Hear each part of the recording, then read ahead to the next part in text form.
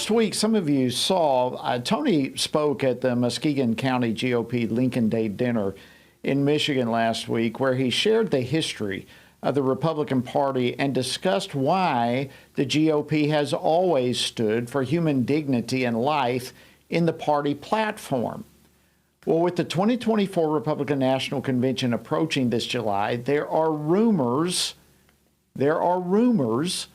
of an organized campaign to weaken or to perhaps even remove altogether language from the GOP platform that insists that every boy or girl in the womb has a right to life. I don't need to tell you the tragedy that this would be. Well, joining me now to discuss this is Quena Gonzalez. He's a Senior Director of Government Affairs at the Family Research Council. Quena, welcome back to the program. Always great to have you. Good to be here with you, Jody. All right, so there are some rumors, and I underscored some rumors, but address what you're hearing. Yeah, there are rumors and reports that there may be an organized effort to remove the life plank from the Republican Party platform. And look, part of this is perennial. Every cycle, every 4 years, the parties gather and write their platforms. They update the language. And since Roe v. Wade was decided in 1973, since 1976, the Republican Party has had something to say about the protection of the unborn every 4 years. And that language has generally gotten stronger. As a matter of fact, the last time that the language on life was updated in 2016, it was very strong, Jody. And so we would look for a continued refinement of that language, but certainly a strengthening of that language. It's interesting to look back to 1976 because then the Democrat and Republican platforms on life did not differ that much. But of course, there's been a huge divergence over the years, and it's been increasingly vital that at least one of the two major political parties say something very, very clear about the sanctity and dignity of every human life. All right, so this is partly, let me just pick up some of what you said there. There are debates over the party platform every election cycle. Okay, so part of what we're experiencing now, at least some of the rumors, probably is just nothing more than that. But the platform of a party is nonetheless extremely important. This is not something to just be brushed under the rug somehow, swept under the rug. What the party believes is an important aspect to every candidate who's running.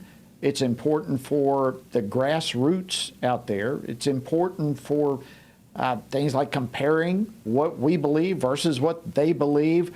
So when you're talking about some of this happens every election cycle, let's talk about why overall this is an important issue, and specifically the issue of life. Oh, yeah, I don't mean to minimize that at all. It's actually sad to me that the Democrat Party has, over the years, drifted away from protecting the unborn, and as a matter of fact, for many, many years, has gone from compromising on that issue to directly attacking the unborn.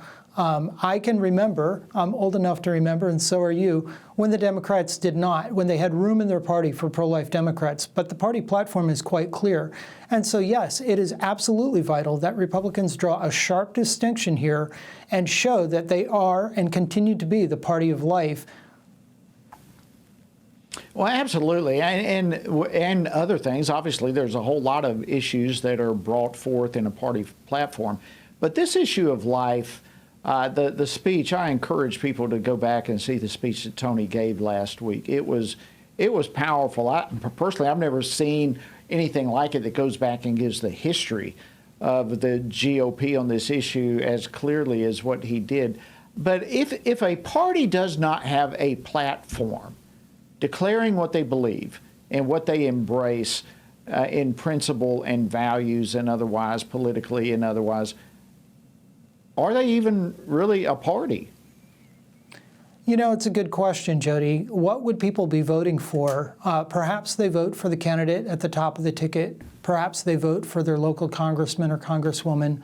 But really, the reason why people run for office as a Republican or run as a Democrat is best spelled out by the party platform. And I don't want to paint all doom and gloom, Jody. I don't want to make this sound like it's a foregone conclusion. We are hearing, as you said, very concerning reports, but there is still time for our listeners and viewers to weigh in, and we've built a way for people to do that. A lot of the contests that we see right now going on over the language in the party platform is over who will be voting over what language goes into the party platform. Those are special delegates.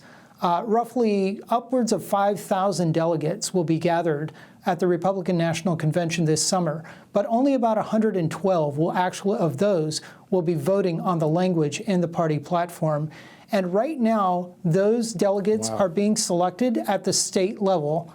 Every state has a different process, but every state has a party chairman or a party chairwoman who is instrumental in that process. You can text LIFE to 67742 or go to frcaction.org/life and weigh in with your state party chairman and ask them to protect life in the Republican National Party platform. Perfect. Thank you so much, Quena Gonzalez, Senior Director of Government Affairs at FRC. Again, go where he just suggested that we go. frcaction.org/life or life to 67742 and help us in that regard.